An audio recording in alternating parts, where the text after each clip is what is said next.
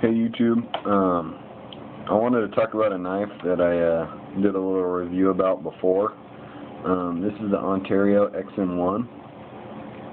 The reason I want to talk about it again is over time of owning it and carrying it, I've gotten to like it a lot more, and I felt like in my first video that I didn't really express the good points of the knife, and I don't know, I just didn't think I made it sound as good as I feel it is. First off, the handle, it's all aluminum. You can see it's, coated this color, anodized. It's got the Fox knife style pocket clip, and this knife is made in Italy and uses the 690 CO. So I don't know for sure, I haven't read anything about it, but I'm assuming Fox Knives makes this, because most of their knives use this pocket clip, or most of the knives they produce for other companies, and most of them are obviously made in Italy and use this steel. So I'm assuming that Ontario outsources this knife to them, but don't quote me on that. You can see it's a really thick knife. Here it is next to the DPX Hest 2.0. You can see it's quite a bit thicker than that. And everyone knows that DPX has a thick blade. Well, the Ontario's no slouch either. That thing's a beast. It's a tough blade. Alright, this knife is really smooth to open. Extremely smooth. One of my smoothest knives. My hand's in the way, but flicks open no problem. No wrist movement, and then you could flick it with your back finger as well, which requires a little wrist movement that way.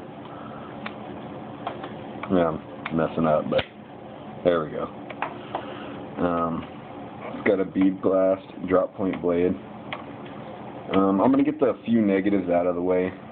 One of the negatives is, yeah, it's a really thick knife, probably a little thicker than you need. The blade's a little short. I believe Ontario claims 3.375 inches or something. And then it's, I don't know, somewhere 6.5 ounces or something, which is pretty heavy for that blade length. But I feel with all that, you're getting a really strong knife. You could, throw this thing, drop it, run it over with a car, and it's still going to be real functional. It also includes dual titanium liners. So both sides are titanium. So this knife's extremely rust resistant, using the N690 steel, aluminum handle, and titanium liners. You can see the way they, the little ramp they put on here on the blade tang, which I like quite a bit. I think it's a good idea. I've seen some liner locks which are just flat right there, and over time, that liner's just going to go in and until eventually it touches the other side. With this ramp right here and the titanium, it's going to take a long time before this liner becomes loose from moving over. I've opened this knife thousands of times, and it still locks up perfect. Some knives, if you flick them open hard or you open them slowly, they lock up in a different spot. This knife, perfect every time, exact same spot, no matter where or how hard you open it.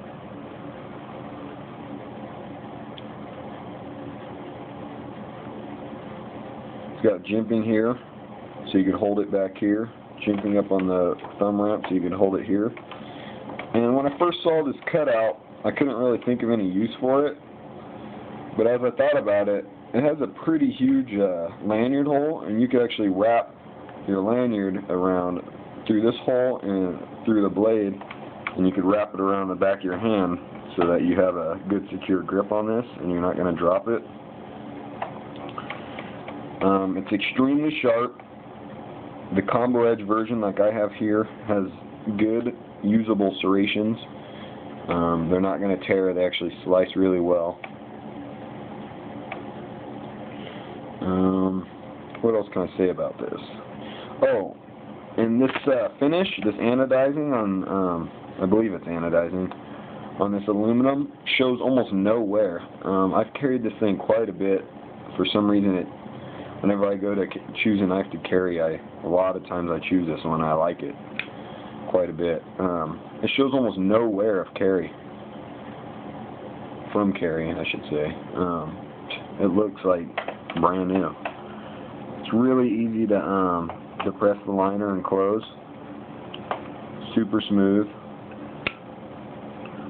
If you had to, you could hold on up here and drop the blade open. Pretty nice. And before I talked about it not being worth, you know, you could usually find these for about $140 or so, sometimes less. I changed my mind on that. I see similar knives from other makers that I feel offer less than this knife does, and they charge as much or more than this. So I've definitely changed my mind, and I do think it's worth the cost. And if this is too thick for you, Ontario fixed that problem. I'm sure a lot of people thought it was too thick, so they have a XM2 now, which is essentially the exact same knife, thinned down. I haven't had a chance to get it yet, but I'm definitely going to get it. It's just I got, I don't know, 50 to 100 knives or so on my list of knives to get.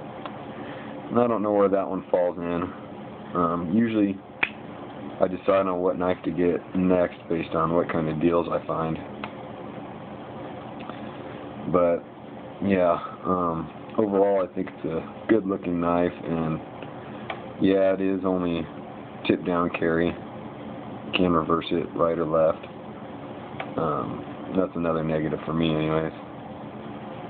But yeah, I feel it's a great knife, and definitely a good choice if you're looking for a real heavy duty beefy knife. I feel more comfortable, I would feel more comfortable with this knife, you know, out in the field, you know, if I had something I had to rely on for my life, a lot more than a lot of knives. I don't think this knife's going to fail, you know, with pretty much anything I could put it through. I feel it's one of the toughest knives I have. But yeah, guys, thanks for checking it out. This is the Ontario XM1. Alright, later.